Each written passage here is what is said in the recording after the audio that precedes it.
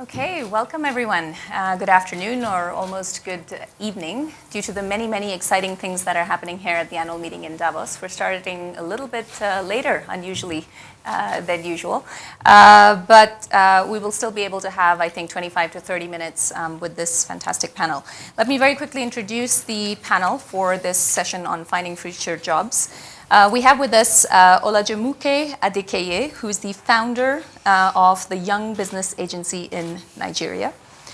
We have with us Guy Ryder, Director General of the International Labour Organization. And we have with us Christine Lagarde, Managing Director of the International Monetary Fund, and also a member of the Board of Trustees of the World Economic Forum. Welcome to all of you. Thank you for joining us. I'm going to give just a very little bit on the context on this topic, and then we can move on to, I think, what's truly exciting about this session, which is the solutions that are being put forward. Some of the World Economic Forum's own recent research on the future of jobs shows that while we may be looking at a future in which about 75 million jobs may be displaced, we may also be looking at a future in which 133 million jobs may be created in about 20 developed and developing economies that we did this research on.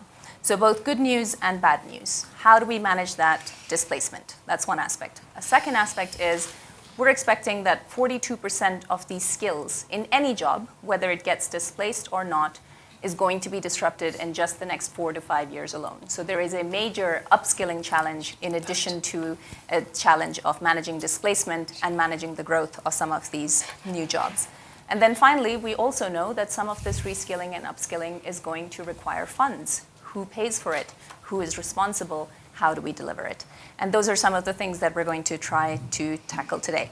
I'm going to turn first to Guy Ryder, and he's going to tell us hopefully more about the results to some of these, the answers to some of these questions from the work of the Future of Work Commission. Thank you very much. Good evening, everybody. Yeah, we launched yesterday the report of the ILO's Global Commission on the Future of Work, picking up some of the issues that you've just referred to. One thing our report does not do is to venture the types of figures that you've mentioned about job creation and job destruction. We actually didn't think we would help the discussion, the debate by doing so. I think we've looked at the same phenomenon from a slightly different angle, which is we know big change is happening. We know big change is coming further down the line. You know, the numbers involved in the end will be a function of the policies that we apply to the conditions that we meet. And, you know, quoting very precise figures sometimes runs the risk of saying, well, you know, it's all decided. The future is out waiting for us. Actually, the whole point of our report is that we actually have to join together and create the future of work that we want. It's very much our job to do. Now, that said, what are we saying about the future of work? The first, I think, is that the whole report is predicated on the idea that we have to place the human being back at the center of work policies and policy settings, and that implies a series of investments. And you've referred to some of them already. Investing in the first instance in people means investing in lifelong learning. And our report makes a recommendation that there be established a global entitlement to lifelong learning. We see this as an extension of the well-established right to education. And if you consider that it is unimaginable today that skills and education received in the first 20 years of life will last a whole working life, we have to look at how to entwine work experience and educational experience in an entangled way throughout the course of a working life. So investing in lifelong learning as a right, as an entitlement. Secondly, we have to invest in the institutions of work. Transformative change at work means, I think, that we have to rethink some of the concepts, some of the institutions that we have developed over decades and decades to regulate work to meet social objectives. Perhaps the most important example is in respect of the platform economy, where the recommendation of our Commission is that there be an initiative for international regulation of platform work. And here is the point. We are living in a world, and we will live in a world where work is undertaken in an increasingly diverse manner of way of arrangements, one of which only is a platform economy. It seems to us reasonable and necessary that nobody should be disadvantaged by the nature of their contractual status or their employment status. We need to ensure that a certain raft of what we call a universal labour guarantee rights is applied to all. And we have not so much invented, I don't want to say resurrected because it never died, but an ambition that is 100 years old and was contained in the preamble to the Constitution of the ILO of 1919. That is a provision of an adequate living wage to all those who work. We believe it is now time to operationalise what has been that aspiration of many years. We need to invest as well in those areas of work which we think hold strong potential for job creation in the future. We single out the green economy, and there we do venture some numbers. So that we think that the job dividend of just transition to a green economy is in the region of 16 million from here to 2030. It doesn't happen automatically, but it is perfectly possible if we invest correctly in the green economy. Similar considerations around the care economy. I hesitate to speak about inclusion of women and equality at work when I'm sitting next to Christine, because you're going to do it much better than me. But it is clear that if there is one key to the promotion of equal and full participation of women in the world of work, it is through provision of care facilities and the professionalisation and upgrading of the care economy. Green economy, care economy, and because we have 187 member states and we have to address the realities of all of them, we put a particular emphasis on the need to invest in the rural economy and to tackle issues of informality, which is still the reality of the majority of workers, not only in the developing world, but in the world. My last point, because there's a lot more I could say, but we're short of time. We believe that if you put all of this together, and if you look at the challenges that we face, the thing we have to do is to learn to dialogue and search for solutions together. My organisation is one that brings together governments, employers and workers on a global basis. Seems to me we're losing the capacity, or maybe the will, to dialogue in the way that we need to find solutions. So our report talks about reinvigorating the social contract. Social contract is perhaps a phrase that brings many connotations to many listeners, but it has, I think, in it the notion that through dialogue, through the joint pursuit of shared objectives, we can start, I think, to make a reality of what is this human-centered approach to work. Thank you, Guy.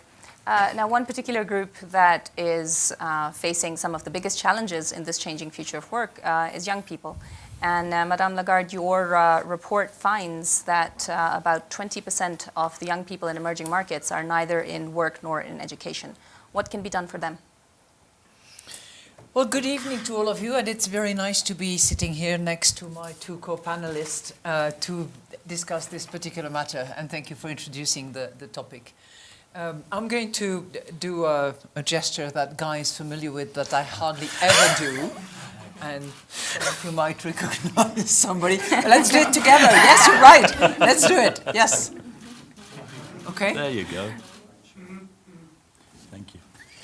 Because for those of you who were around last year, we did a special issue last year on European young people and how the lack of access to their first job was actually killing their dream, and how much more complicated it was for many of them to actually access the job market and insert themselves into society with productive effects for themselves and for society at large. Now this year what we tried to do inside the research department was to focus still on young people, but with a particular focus on the emerging and developing markets. And the point you made is right. In the average taken out of the group of emerging and developing countries, we find 20% of the young people who are neither at school, nor employed, nor in training. The second thing that we also need to have in mind is that a third of that population, if you look at the average, again, of emerging and developing countries, a third of the working population is actually comprising young people. So we are talking about a very large portion. And the youth unemployment rate is 18%. So both for the 20% not in school, not in training, not in employment, and the 18% unemployed, you can bet that for most countries is going to be double the rate that you see on average if you look into the entire population. Let me give you, and obviously it's a big issue, and it's a big issue going forward when we have development as one of our objectives. But let me give you an example of how it actually matters. It was not long ago that, it was in 2018 actually, that the India Railways system recruitment advertised for 60,000 jobs, 60,000 posts. Do you know how many people applied for the job? 20 million. Okay, that gives us an idea of the magnitude of the pool of talents that is available and that wants to move. Doesn't mean to say that they were necessarily all unemployed, but they were either unemployed or underemployed, and they were looking for those jobs. So we are talking about a massive potential. And India is a country that is expected to grow at an average of 7.5% this year, next year. So we're not talking about a country which is laboriously growing a little. We're talking about one of the champions of growth in the developing world. So clearly some of those challenges are going to be amplified, but also maybe, and I think the judgment will come, and maybe you have that in your numbers, but it's going to be either amplified or facilitated or alleviated by virtue of technologies, by virtue of that digital economy that is much talked about here in Davos. And we don't really know exactly how it will impact. It cannot be all about roses. It cannot be all about gloom. So just like Guy, at the IMF, we have tried to refrain from figuring out how many jobs will disappear, how many jobs will be created.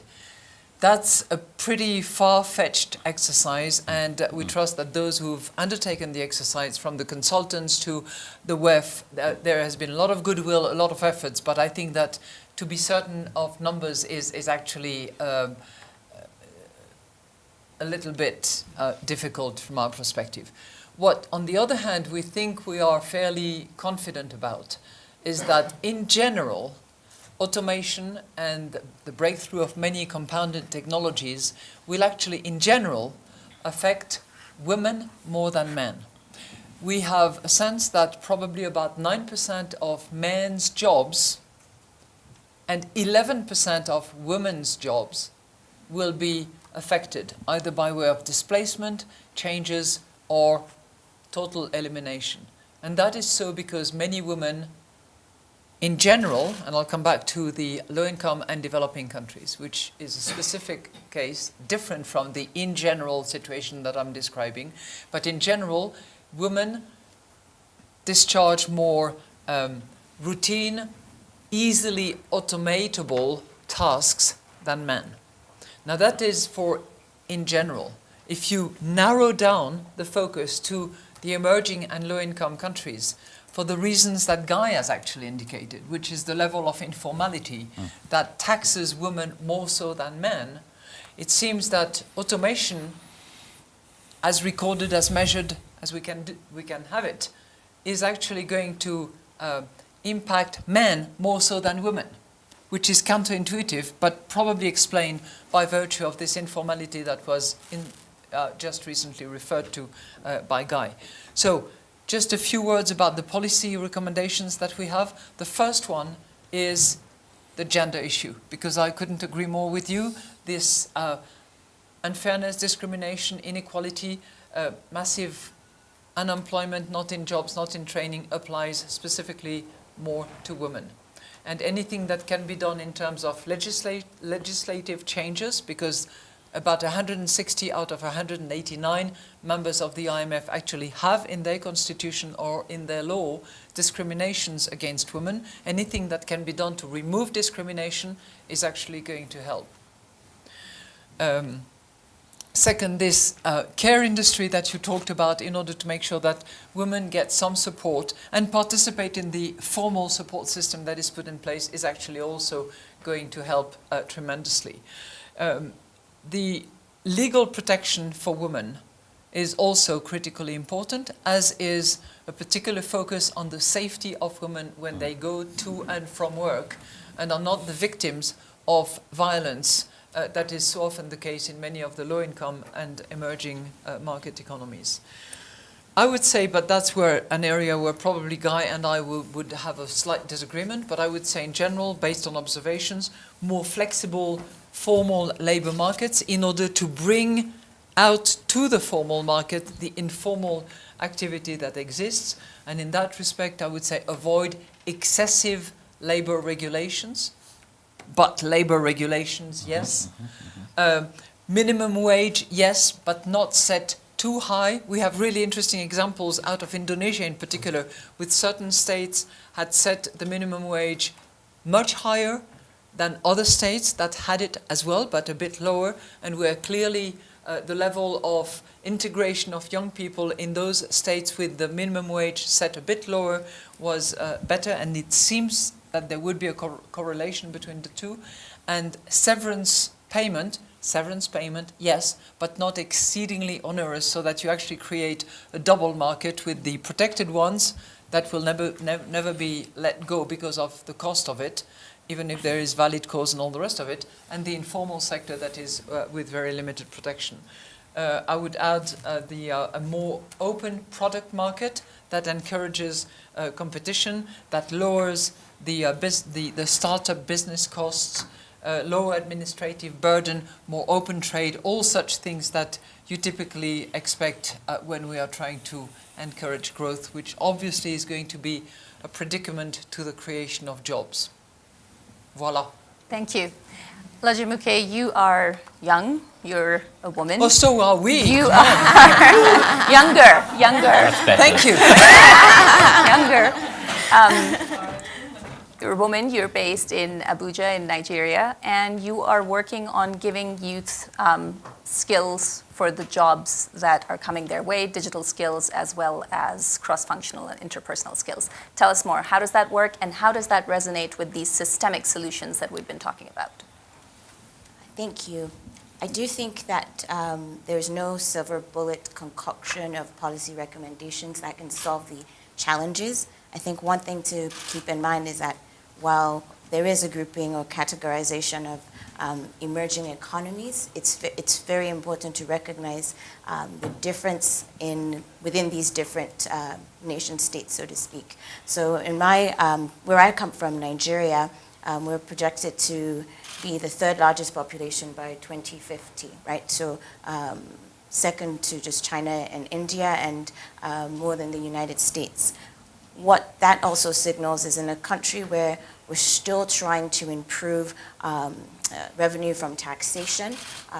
It's very different from the example in Indonesia. So even though we are talking about emerging economies, Nigeria being one of the countries that's going to be very important in this discussion, we recognize there are country-level challenges that are not quite ready to really scale or have legislation really that keys into these policy recommendations. So from my vantage point on the ground, it's that there is a necessity for subnational and national governments to be really to continue to work on some of the basic administrative issues that would enable them to move in the direction where they are then able to take on these policy recommendations. So I think I would be cautious about these categorizations, recognizing that even as we have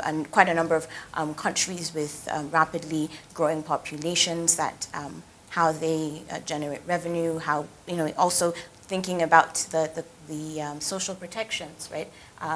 Do you allow me to support your point Sure. with numbers? Because the domestic revenue mobilization in Nigeria is below 5% of GDP. And you're completely right. Indonesia, domestic revenue mobilization, north of 15%. So that speaks volume, and you're completely right on that point as to how much money can be spent on education and all the rest of it. So I'll be quiet. Okay, thank you. I think the other point to be made, and I think, Guy, you had started to allude to the informal economy and the difference between the urban and rural areas. And so in the context of sub-Saharan Africa in particular, I know that there was some initial discussion on the platform economy. Well, there's a lot of basically, we talk about the informal economy that is not going to be digitized for a while. So there are young people who would take on short-term opportunities in the creative industries, whether it's photography, planning events. They are not I feel that they are not captured under recommendations to look at the platform economy. And in our context, is a much more significant population.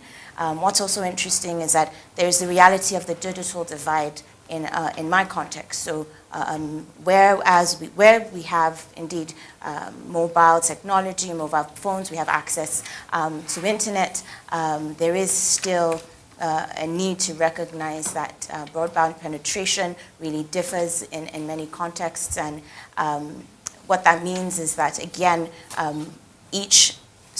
perhaps it's to look at maybe categorize or do a sub-categorizations of different countries within this description of emerging markets to see what solutions or policy recommendations can be made that does take into account the level that they are at the moment.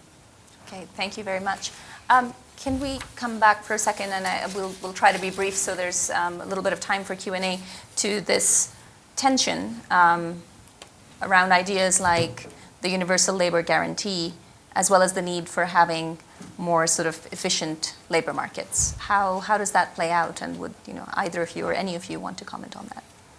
Yeah, I think there's a distinction. It would not be new that the ILO and the IMF have interesting discussions about labour market flexibility. It's what gets us out of bed in the morning to enjoy a day. But the universal labour guarantee, just to specify it, it's not really about labour market flexibility. Yeah. It's about fundamental rights at work. It's about an adequate living wage, a 100-year-old idea, which I agree with you, Chris. Minimum wages are great. If you set them too high, you can do damage. Yeah? If you set them too low, they're useless. Yeah. So you've got to have, and this is very much in the ILO's thinking, minimum wage is set at a level which does reflect basic needs, but also reflects the productive capacities of the environments to which they are applied. And you're right, there are some very, very positive stories, and there are some less positive stories. I don't think we would disagree very far on that. So, adequate living wage, fundamental rights, working time. Now, I think working time is something we have to come back to, and our report deals with it in some detail. The historic approach to working time, certainly in the 100 years that the ILO's been in business, is as productivity increases, we've been able to bring working time down. Those 60, 70-hour working weeks, which were the norm for our great-great-grandparents or whatever it was, are now things of the past. So one thing is, let's keep that going. There is a justifiable social objective to better balance the time we spend at work with time we spend doing, could I say, better things. None of this applies in the informal economy, where working time is not really a concept which applies, because people are working to get by for the most part. But digitalization of the economy actually makes it very difficult for us to know when we're working and when we're not. Anybody whose lives are dominated by those machines that you have there knows that working time becomes a very difficult thing to deal with. So the manner in which working time is organized and defined, a very basic concept, is very much back on the table. And we argue for increasing a concept we call working time sovereignty. That is to say, however long you're working, the person who is working needs to have greater control than they currently do over the decisions on working time. And this is a very complex set of issues. I think it goes to the whole question of the platform economy as well. So these are some of the basics. The other piece I do want to bring into the conversation, it's too easily ignored, is about health and safety at work. I mean, the shock figure is that today no less than 2.7 million people die every year because of their work, either through direct accidents and injuries, more commonly through diseases accumulated through a working life. You know, and if that was the fatality figure for anything else in our societies, I think we'd say we've got to do something about it. So we recommend that this become included as one of the fundamental rights, the right to a safe and healthy working environment. This is what our universal labour guarantee is about. So it doesn't go directly to the issues of labour market flexibility, which are really important and where we have to keep having our conversations. But surely these are the bases, you know, as we go into the 21st century, of what we consider to be the minimum decent requirements of working life. You know, we don't want people working full-time and living in poverty. And where that exists, and no one's going to wave a magic wand, where it exists, we should combine our efforts, all of us, to put an end to it. And I just want to add that right at the end of our report, we say, ILO, you really need to do more talking to the IMF, to the World Trade Organization, to the others in the international system. So we're all pulling in the same direction. We have complementary mandates. True, absolutely complementary mandates. And so we should be working in the same way. Great. Other comments? I'll open it up for questions in that case. Martin? And then Bettina. Yes, but very briefly. I'm Martin Bert, one very I'm a brief social question. entrepreneur, and thank you very much for this panel. I was intrigued that you mentioned an entitlement of learning, lifelong learning, and you did not mention universal basic income. So you are saying basically that what we need to expand is an equality of opportunity more than a equality of results. Is that what you're saying? Well, just to, if I may, Please. just to relate to the universal basic income point, which our commission does actually not go into. I mean, it's a silence on that one, partly reflecting the sorts of disagreements you could only imagine. But if you want my personal opinion, I am not a fan of universal basic income guarantees for a whole series of reasons. One, they seem to me that the economics don't add up. Yeah. Secondly, they seem to be regressive, and they can actually increase inequality rather than the reverse. But I have a much more principled, almost philosophical objection. You know, saying that the only way we can provide people with, you know, basic income living standards that we would regard as acceptable is through this type of handouts, regardless of employment status. I see it as giving up on work. It means, sorry, we can't do it. We are not capable of so organizing our affairs and our labor markets that work, purposeful work, is the way you earn your living and, you know, assure your place in society. And that goes beyond straightforward economics. Most of us would agree, I certainly believe strongly, that having purposeful work, decent work, is about who we are and what we are. It's about dignity, it's about purpose, contributing to something bigger, realizing what we are. The ILO's constitution, way back when, talks about work as a way of assuring material well-being and spiritual self-development. Sounds a little bit old-fashioned, No. but I don't think it's wrong. Would either of you like to come in on that question? I agree. Okay, very good. Very good. But I just want to add that actually our Fiscal Affairs Department has done quite a bit of work and research into this universal basic income, and we come out, you know, philosophically, I'm exactly on the same page as Guy, but we come out with a varied response, which goes to your point that not all countries are the same. Not all countries have the same capacity to serve the population, and not all countries can actually target the support that is needed. And there are instances, not that many, where the UBI can actually be a substitute to targeted, well-organized and distinct and disaggregated supports. Yeah. Okay, we have 1 minute left, so one very brief question, Bettina, and that is it. Thank you very much. Bettina Schaller with the Adecco Group.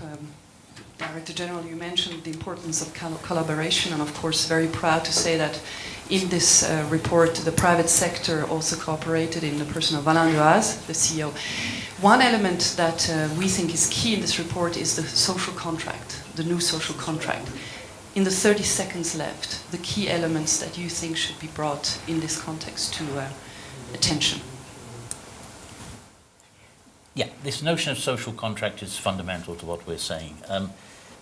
The idea, which is how my organisation operates, that you probably get to the best solutions through the interaction of representative organisations of employers and workers sitting down with receptive governments, is perhaps not universally shared.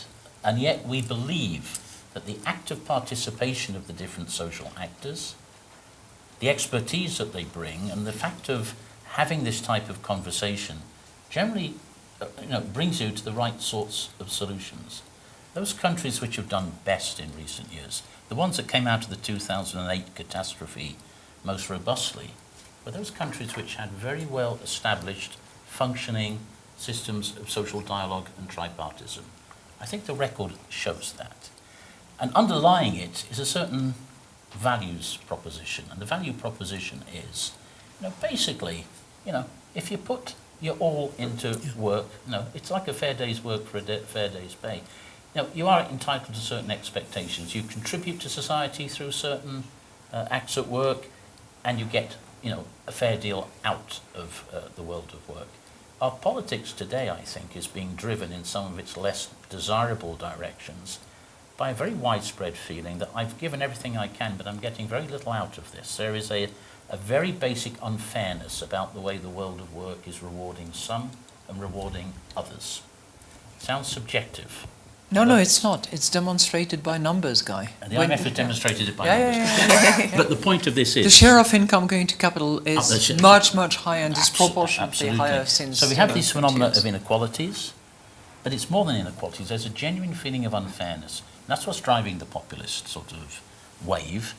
And I think we all have an interest, business, international organisations, governments, in finding those solutions. And a sort of renewal of that social contract, I think, is perhaps a very good way of addressing these issues. Okay. Thank you very much. I'm afraid